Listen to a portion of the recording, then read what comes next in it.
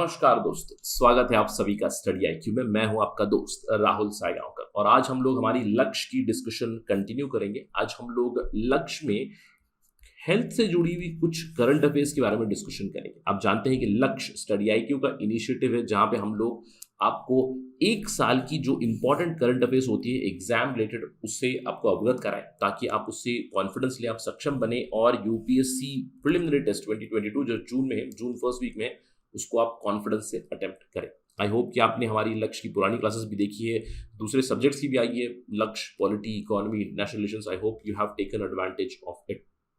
देखिए, एग्जाम अभी काफ़ी करीब आ रही है, तो मेरा एक ही सुझाव होता है स्टूडेंट्स को कि इस समय पे आप कॉन्फिडेंस लूज ना करें, क्योंकि मैंने देखा कि बहुत बार एस्पिरेंट्स के साथ क्या होता है कि जैसे जैसे एग्जाम और पास में आती है तो और ज़्यादा जिटरी होते हैं। उनको लगता है कि यार मैंने सिलेबस कंप्लीट नहीं किया, मैंने ये चीज़ छोड़ दी, मैंने इतने सारे अप्रोप्रिएट मॉक्स नहीं लिए, राइट। ये सब चीज़ें, ये सब सेल्फ डाउट आना काफ़ी नॉर्मल है, right. So do not get bog down by that.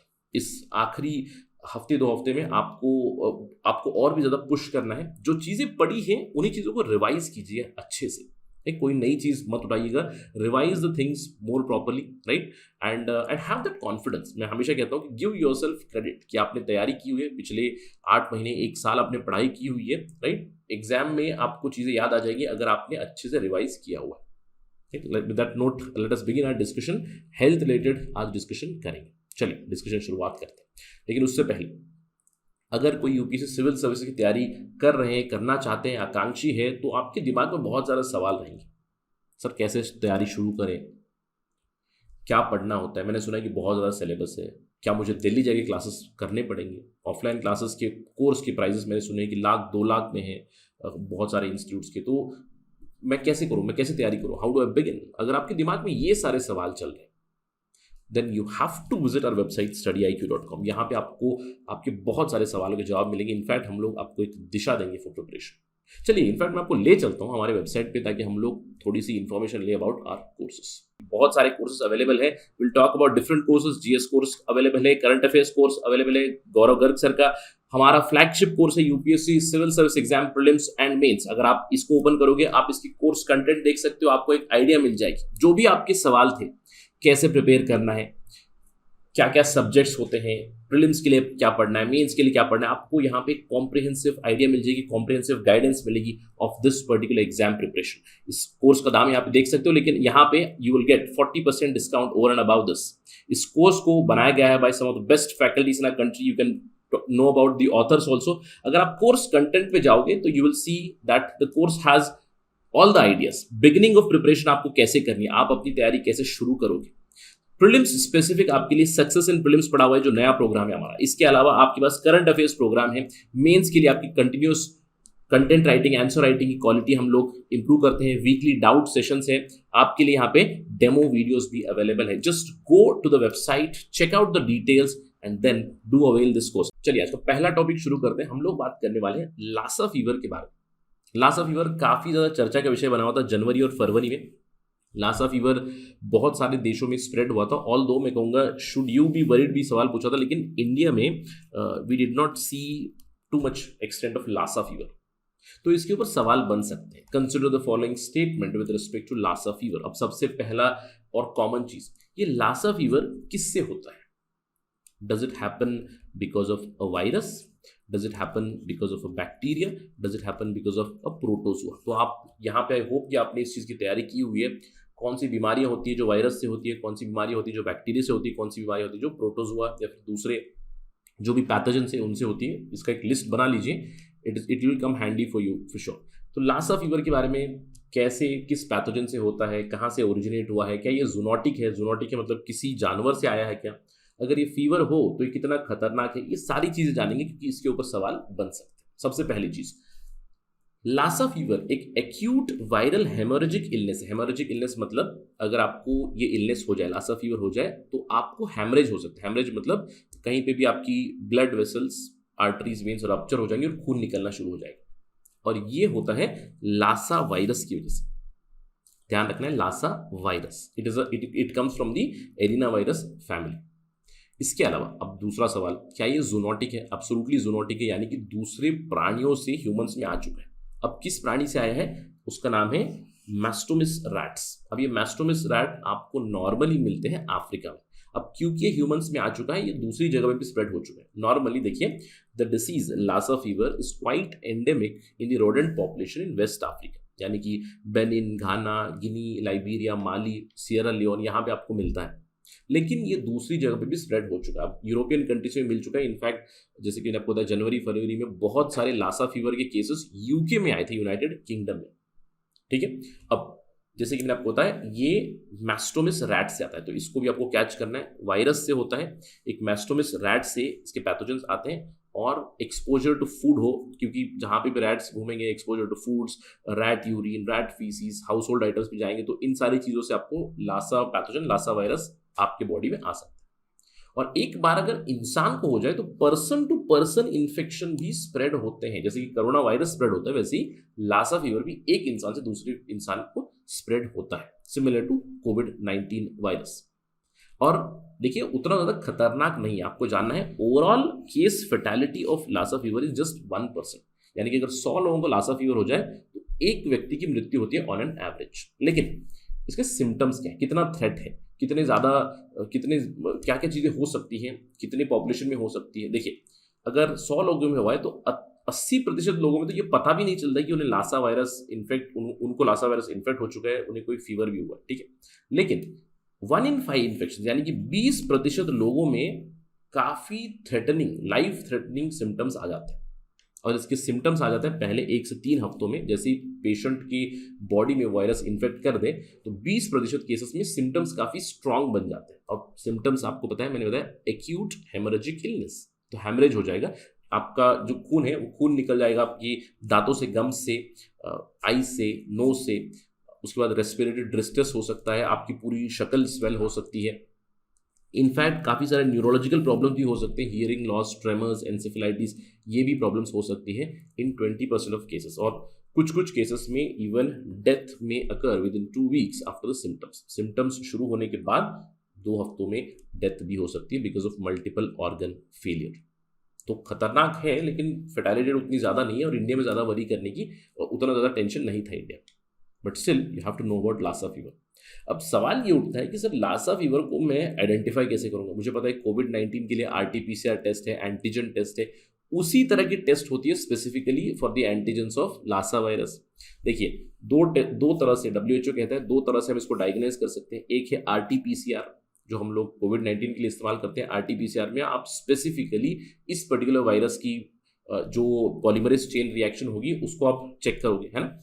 Antigen test से भी आप कर सकते हो। जो एलिसा टेस्ट होती है, एलिसा टेस्ट आपको पता है HIV एड्स के लिए हम लोग टेस्ट करते हैं, एलिसा, एंजाइम लिंक्ड इम्यूनोसॉर्बेंट एसे। तो यहाँ पे हम लोग लासा वायरस की स्पेसिफिक एंटीबॉडी के लिए देखेंगे और एलिसा टेस्ट में देखेंगे कि वो है कि नहीं। तो हम लोग RT-PCR या फिर एलिसा से लासा वायरस को ढूंढ सकते हैं। अब ऐसा नहीं कि कोई ट्रीटमेंट नहीं है। देखिए, स्ट्रॉन्ग एंटीवायरल जो टैबलेट्स होती है, जैसे कि रेबावायरिन है, रेबावायरिन एक एंटीवायरल ड्रग है, तो अगर ये लेंगे तो सीवियर सिम्टम्स में भी कम हो चुका है। तो ट्रीटमेंट वगैरह अलाउड है, अवेलेबल भी है, treatment allowed, treatment available, but early symptoms आ जाए तभी आपको ट्रीटमेंट लेनी है। अब सबसे बड़ा प्रॉब्लम क्या है? देखिए, लासा वायरस मैंने आपको बताया पहले चूहों से, रैट्स से ह्यूमंस में आए। ह्यूमन टू ह्यूमन ट्रांसमिशन भी काफ़ी तेज होता है। ऑल्दो बहुत सारे लोगों में, 80% लोगों में पता भी नहीं चलता कि कुछ हुआ है, लेकिन कंटिन्यूसली वो वायरस स्प्रेड हो रहा है। कोविड-19 के साथ भी हम लोगों ने कुछ इसी तरह की चीज़ देखी थी। बिल्कुल, कुछ लोगों में सिम्टम्स आ रहे हैं, कुछ लोगों में नहीं आ रहे हैं, कुछ लोगों को एक्सट्रीम फीवर हो रहा है, कुछ लोगों को ब्रेथलेसनेस फील हो रही है, लेकिन कुछ लोगों में nothing is happening, but they are transmitting the virus. Lassa fever के साथ भी वही होता है। और जो कोविड-19 की प्रिकॉशंस थी, उसी तरह की प्रिकॉशंस फॉलो करनी पड़ती है। सोशल डिस्टेंसिंग मेंटेन करना है, इसके अलावा आपको PPE किट्स पहनने पड़ेंगे, मास्क पहनने पड़ेंगे, तब आप लासा फीवर को रोक सकते हैं। You can break the chain, but not as fatal as कोविड-19 ऑफ कोर्स वी नो।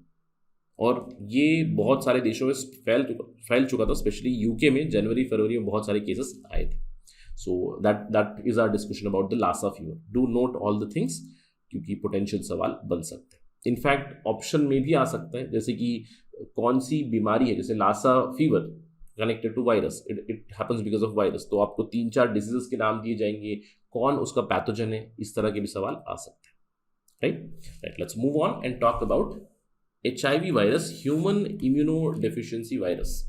तो हम लोग यहाँ पे समझेंगे HIV के बारे में, हम लोग यहाँ पे समझेंगे एड्स के बारे में, क्योंकि खबरें आई थी यहाँ पे कि HIV virus has been cured करके। तो हम लोग यहाँ पे समझेंगे have you found out the cure for HIV AIDS. आप यहाँ पे देख सकते हो, London man second patient to be cured of HIV। In fact London man के बाद एक तीसरी महिला भी आई जहां पे HIV वायरस को ये बताया गया कि we have cured that person of HIV virus. तो हम लोग जानेंगे यहाँ पे what exactly is this news. 3 patients थे, एक लंदन पेशेंट, एक Berlin patient and another woman, right, acute HIV से जो गुजर रही थी, she was also having blood cancer. तो उन्हें भी एक तरह की ट्रीटमेंट दी गई जिससे ये कहा गया कि HIV क्यूर हो गया। चलिए समझते हैं एग्जैक्टली हुआ क्या। देखिए, एक पर्सन थे Adam Castillo is known as London patient. ये कहा जाता है कि he is the second person to have been cured of HIV infection. आप जानते हैं कि HIV की कोई क्योर ही नहीं है, बट स्टिल कैसे क्योर हुए। लंदन पेशेंट, दूसरे पेशेंट, तो पहले पेशेंट थे बर्लिन पेशेंट, उनका नाम था टिमोथी रे ब्राउन को भी HIV एड्स था। वो पहले पेशेंट बने जो HIV से क्यूर हो चुके, कुछ इस तरह की खबरें आई थी।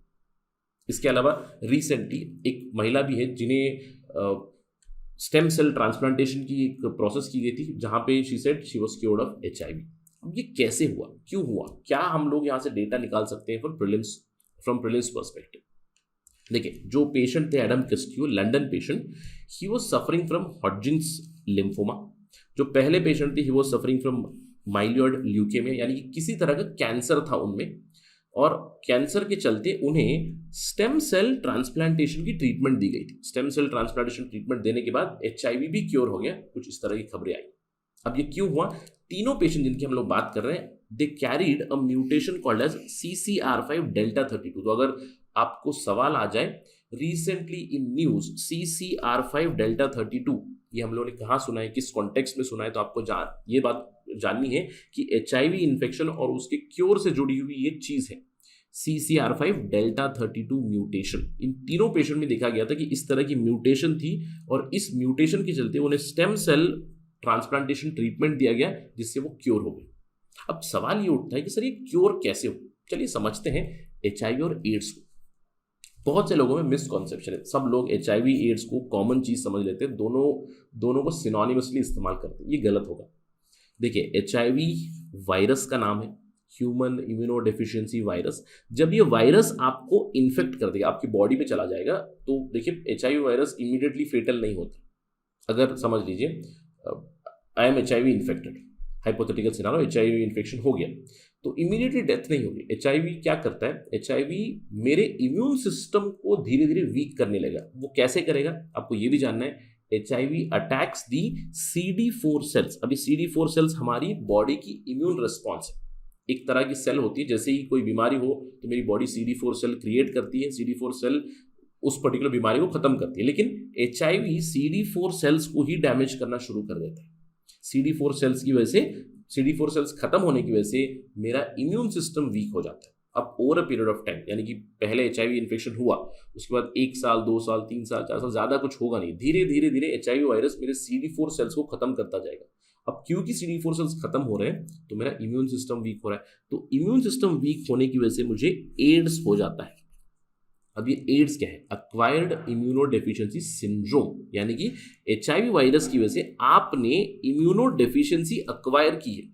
अब जब इम्यूनोडेफिशिएंसी हो जाएगी, यानी कि आपका इम्यून सिस्टम वीक हो जाएगा, तो आपको अलग अलग बीमारियां होना शुरू हो जाएंगी। समझ गए आप? तो HIV वायरस है, एड्स वो बीमारी है HIV वायरस की वजह से होती है, कई सालों बाद होती है। इनफैक्ट अगर ट्रीटमेंट ले तो आजकल तो HIV के जो पेशेंट होते हैं, पॉजिटिव पेशेंट, वो अपनी लाइफ काफी नॉर्मली गुजार रहे हैं, 50-60 साल तक आराम से रहते हैं। तो जब एड्स हो जाएगा, एक्वायर्ड इम्यूनोडेफिशिएंसी सिंड्रोम, आपको दूसरी बीमारियां होंगी, जैसे कि कैंसर हो गया, ट्यूबरक्लोसिस हो गया, दूसरी बीमारियां हो गई, मलेरिया, बड़ी जल्दी आपको बीमारी हो जाएगी। उन बीमारियों से, मल्टीपल ऑर्गन फेलियर से डेथ हो जाती है।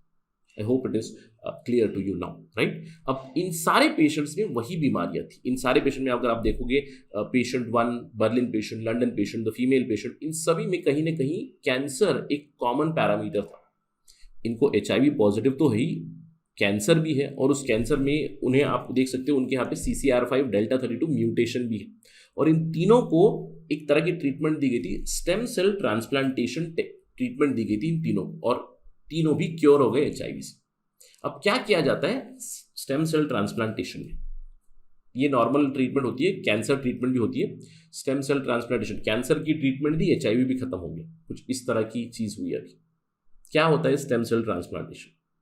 पहले एक हाई डोज ऑफ कीमोथेरेपी दिया जाता है। जब आप हाई डोज ऑफ कीमोथेरेपी दिए, बहुत ही हाई डोज ड्रग्स दिए जाते हैं, जिससे कि आपकी जो बोन मैरो है, बोन मैरो की कंप्लीट सारी सेल्स मर जाती है। अब आप जानते हैं बोन मैरो सेल्स क्या करती है? Bone marrow cells are responsible for development of your RBC WBC, correct? और हम लोग RBC के बारे में बात नहीं कर रहे, रेड ब्लड काउंट नहीं, we are talking about white blood corpuscles और व्हाइट ब्लड काउंट। ये आपकी व्हाइट ब्लड सेल्स जो होती है उन्हें खत्म कर दे, लिटरली पहले मतलब खत्म कर देना, सारी की सारी WBC की आपको खत्म कर देना है। उसके बाद आपको नई स्टेम सेल्स आपकी बोन मैरो के अंदर इन्फ्यूज करेंगे। तो सिंपल चीज है, आपकी बोन मैरो जहां पे आपका इम्यून सिस्टम है जिसके ऊपर इफेक्ट हो चुका है, तो आपकी इम्यून सिस्टम की WBC सेल्स खत्म कर दी जाएंगी बाय हाई डोज कीमोथेरेपी। उसके बाद नई स्टेम सेल्स हम लोग इनकॉर्पोरेट करेंगे। अभी स्टेम सेल्स क्या होती है? देखिए, स्टेम सेल्स एक स्पेशलाइज तरह की अनडिफरेंशिएटेड सेल्स है। आप जानते हैं कि जब एक बच्चा पैदा हो रहा है, राइट, बच्चा पैदा मतलब फर्टिलाइज हुआ है, sperm and egg meet and it has fertilised, it has become the embryo. अब जब एम्ब्रियो में बनता है तो वहां पे कोई स्पेशलाइज्ड ऑर्गन तो नहीं है।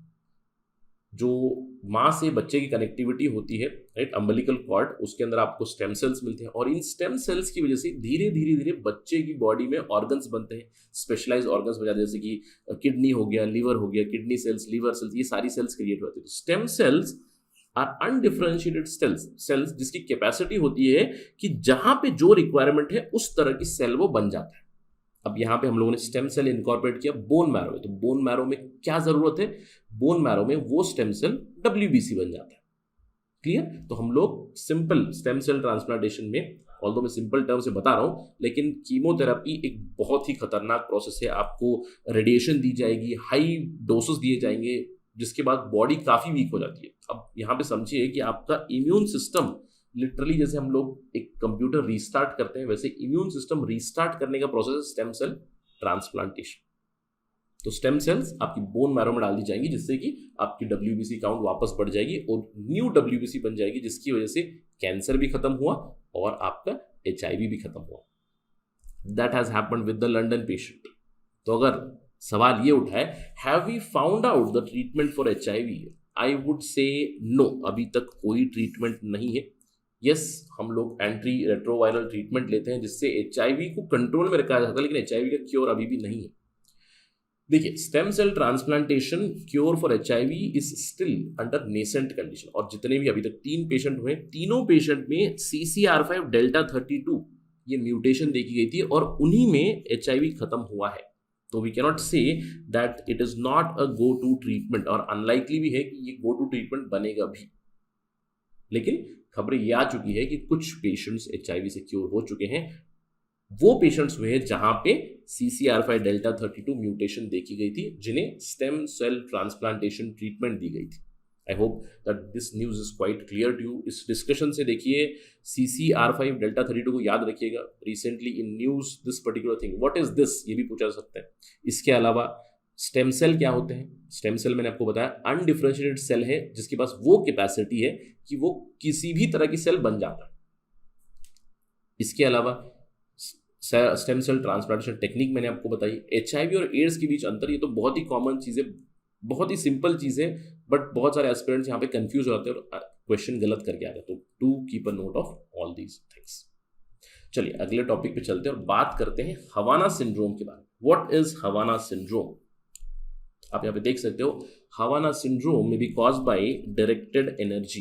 तो ये हवाना सिंड्रोम है क्या, ये क्यों, किस वजह से हो रहा है? यूनाइटेड स्टेट्स और दूसरे कुछ डिप्लोमेट्स है जहां पे हवाना सिंड्रोम बहुत ही प्रोमिनेंटली देखा गया। तो चलिए समझते हैं what is this Havana syndrome.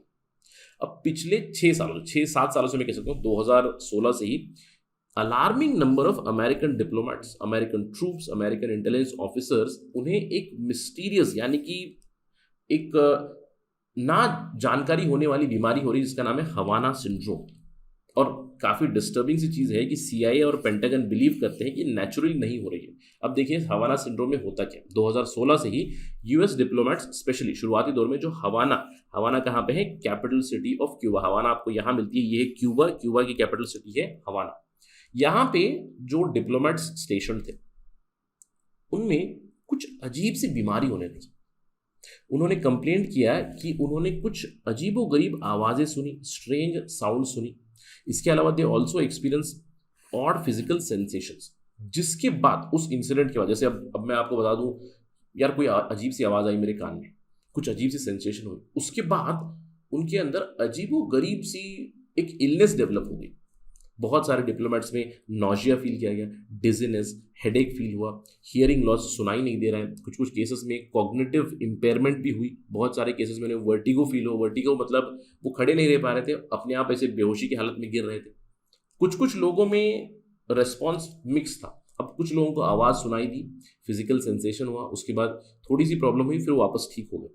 लेकिन कुछ लोगों में सालों तक ये इंसिडेंट चल रहे हैं, सालों तक ये चीजें हो रही है, बीमारी स्प्रेड हो रही है जिसका कोई पता ही नहीं। Why it is happening nobody knows, right? That is the Havana syndrome. अब पता नहीं कि ये कोई अटैक है क्या, किसी दूसरे देश ने यूएस डिप्लोमेट्स के ऊपर अटैक किया था, nobody nose. But United states की, जैसे कि मैंने आपको बताया, सीआईए की, पेंटागन की रिपोर्ट आई थी जहां पे उन्होंने रूल आउट नहीं किया कि माइक्रोवेव वेपन्स हो सकते हैं या फिर माइक्रोवेव हो सकता है, अल्ट्रासाउंड हो सकता है, जिसकी वजह से हवाना सिंड्रोम हो रहा है। ये यूनाइटेड स्टेट्स की इंटेलिजेंस रिपोर्ट आई थी। तो सिंपल से सवाल यहाँ पे बन सकते हैं हवाना की लोकेशन के ऊपर। What is Havana? Havana syndrome है क्या? एक मिस्टीरियस बीमारी है। अब क्योंकि ये मिस्टीरियस बीमारी है, क्योर का तो पता नहीं, मिस्टीरियस ही बीमारी है, कहाँ से हो रही है ये नहीं पता। अब कुछ लोग कहते हैं कि it is because of the stressful job, क्योंकि डिप्लोमेट्स हो, आपके जो भी डिप्लोमेट्स हो, इंटेलिजेंस ऑफिसर्स हो, ट्रूप्स हो, काफ़ी स्ट्रेसफुल जॉब करते हैं, तो स्ट्रेस की वजह से भी हो सकता है। But they have not ruled out some sort of attack.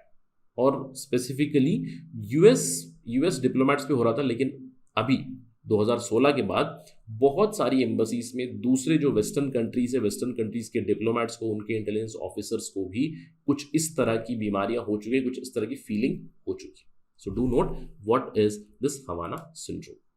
चलिए, हवाना सिंड्रोम के बाद हम लोग अगली डिस्कशन पे चर्चा करते हैं। अगला टॉपिक है हमारा मिनवैक्स, MYNVAX। थोड़ी सी फैक्चुअल इंफॉर्मेशन रहेगी। मिनवैक्स है क्या? देखिए, हम लोग ऑलरेडी जानते हैं कि हमारे देश में कोविड-19 के खिलाफ काफ़ी सारी वैक्सीन्स आ चुकी हैं। प्रिडोमिनेंटली हम लोग 2 वैक्सीन्स के ऊपर रिलाई कर रहे हैं। एक है कोविशील्ड, राइट, और दूसरी है आपकी कोवैक्सिन। कोविशील्ड और कोवैक्सिन 2 आ चुकी हैं। हम क्वाइट श्योर कि बहुत सारे व्यूअर्स ने भी इस वैक्सीन को भी लिया है, राइट। लेकिन आपने ये देखा होगा कि कोविशील्ड, अगर आपने ये वैक्सीन ली है तो आपने देखा होगा कि जो भी मेडिकल प्रोफेशनल है, हेल्थ प्रोफेशनल है, वो वैक्सीन लेकर आएंगे एक कोल्ड चेम्बर में, एक कोल्ड कंटेनर में। क्यों?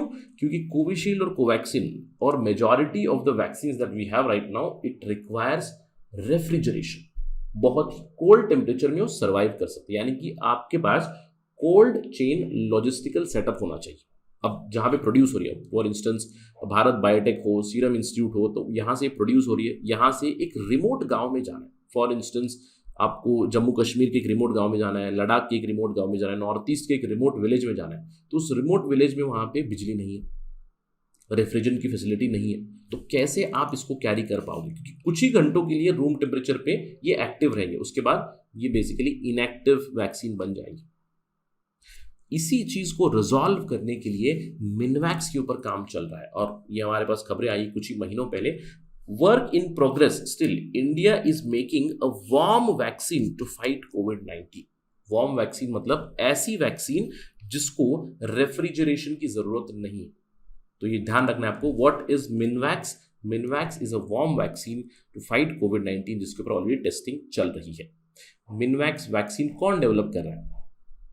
एक बैंगलोर बेस्ड स्टार्टअप कंपनी है जिसको इंक्यूबेट किया है Indian Institute of science Bangalore, यानी कि IISc बैंगलोर का ही एक, मैं कह सकता हूँ उन्हीं की एक इंस्टीट्यूशन है या फिर उन्हीं की एक लैबोरेटरी उन्होंने बनाई है, जिसको नाम दिया है मिनवैक्स। अब ये मिनवैक्स होगा क्या? What would be मिनवैक्स? It is going to be a covid vaccine. Covid vaccine जो हम लोग स्टोर कर सकते हैं 37 डिग्री सेल्सियस के ऊपर, यानी कि इस टेम्परेचर में भी ये वैक्सीन एक्टिव रहेगा 4 हफ्तों तक, ऑलमोस्ट अ मंथ, यानी कि 1 महीने के लिए अप्रॉक्सीमेटली 37 डिग्री रूम टेम्परेचर के ऊपर है, आराम से ये सर्वाइव कर लेगा। और अगर टेम्परेचर कहीं पे 100 डिग्री सेल्सियस भी चला जाए, वहां पे 90 मिनट तक ये सर्वाइव रह सकता है, 90 मिनट तक दिस वुड बी एक्टिव। और जैसे कि मैंने आपको बताया, एज ऑफ नाउ बहुत सारी जो वैक्सीन है, जितनी भी वैक्सीन अभी तक मार्केट में आ चुकी है, वहां पे रेफ्रिजरेशन की जरूरत है। और अगर हम लोग एक बार उसको रेफ्रिजरेटर से निकालेंगे, कोल्ड स्टोरेज से निकालेंगे और इसको ओपन करेंगे, तो कुछ ही घंटों के लिए, अप्रॉक्सीमेटली कोविशील्ड की अगर मैं बात करूं तो 4 आवर्स तक वो एक्टिव रह सकता है। और आपको पता है कि एक इसमें 10 डोसेज आप दे सकते हो। तो जहां पे रेफ्रिजरेशन की फैसिलिटी अवेलेबल नहीं है, तो वहां पे जो भी वैक्सीन बनी है, they would be rather wasted, isn't it?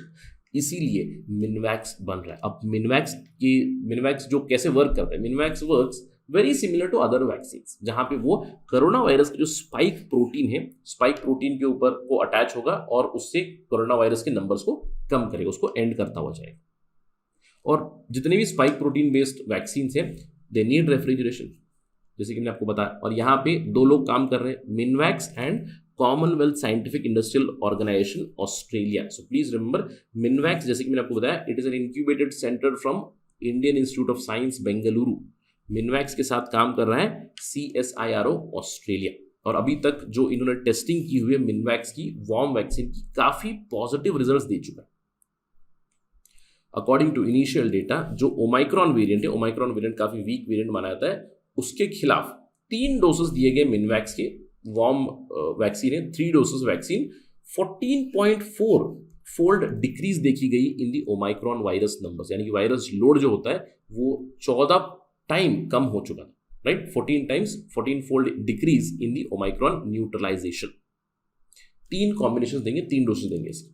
जो डेल्टा वेरिएंट कहते हैं, डेल्टा वेरिएंट जो काफी खतरनाक वेरिएंट माना जाता है, उसके ऊपर भी टेस्टिंग हुई, जहां पे डिक्रीज जो वायरल डिक्रीज हुई, वायरल न्यूट्रलाइजेशन हुई, that was 3 to 5 times decrease was seen in the original viral load. So this is going to be a game changer for everybody. अब आपके दिमाग में एक सवाल आ रहा होगा, सर जो मिनवैक्स है ये क्यों ही बना रहा है, हमारे पास ऑलरेडी वैक्सीन है, तो why there is so much research going on Minvax, how is it going to be a game changer? So can you tell me how it will be a game changer? अब यहाँ पे मैंने hint भी दिया हुआ है, specially for African country. Just think about it for a couple of second, I will tell you the answer, right? क्यों? सोचिएगा। डिस्कशन की शुरुआत मैंने की थी रेफ्रिजरेशन के साथ। मैंने आपको बताया था कि अभी फिलहाल जो वैक्सीन है ऑलरेडी हमारे पास, they need cold chain storage facilities. अब let us go to some African country, right? African country, the least developed countries. Do you think they will have a cold storage? Do you think they will have a chain of cold storage? क्या उनके पास उतनी logistics रहेगी कि वो vaccine को उस cold storage में save करें? अगर कोल्ड स्टोरेज फैसिलिटी भी है, तो बिजली की प्रॉब्लम है, वहां बिजली नहीं है, तो कितने ही देर आप उस वैक्सीन को वहां पे रख सकते हो? That has been the biggest problem in our fight against कोविड-19। देखिए, हम लोगों ने बहुत सारी वैक्सीन एक्सपोर्ट की थी अफ्रीकन कंट्रीज को, जिसमें से बहुत सारी वैक्सीन वेस्ट भी हो चुकी है। क्यों? Because of lack of refrigeration. तो इसीलिए Minvax can be a big game changer for the African countries, for the least developed countries, जहां पे रेफ्रिजरेशन की जरूरत ही नहीं है। सिंपली आप मिनवैक्स को एक्सपोर्ट कर दीजिएगा, 3 डोज वहां पे दे देंगे, कोविड-19 को हम लोग खत्म कर सकते हैं उन कंट्रीज से भी। That is the biggest advantage of Minvax, that is how it can be a game changer. Alright, so still in progress, keep an eye on this. Minvax के ऊपर सवाल आ सकते हैं, सिंपल से सवाल आ सकते हैं, what is Minvax, that we have heard recently in the news। तो मिनवैक्स की स्पेशलिटी के ऊपर सवाल आ सकते हैं। आपको याद रखना है, वार्म वैक्सीन है जिसको रेफ्रिजरेशन की जरूरत नहीं पड़ेगी, और अफ्रीकन कंट्रीज के लिए बहुत बड़ा एक वरदान होगा अगर हम लोग इसको कंप्लीटली डेवलप कर पाएंगे, and it will give a great export potential for India as well, right? So this was our discussion for today, health related discussion, and do remember about these topics, right? So that is it in Laksh discussion today. Thank you very much for watching, and prepare very well. Please be on track, and as I always tell, have confidence. थोड़ा सा खुद को credit दीजिए, खुद को श्रेय दीजिए, अपने पढ़ाई की हुई है, have confidence, all the very best. Thank you for watching this. जय हिंद.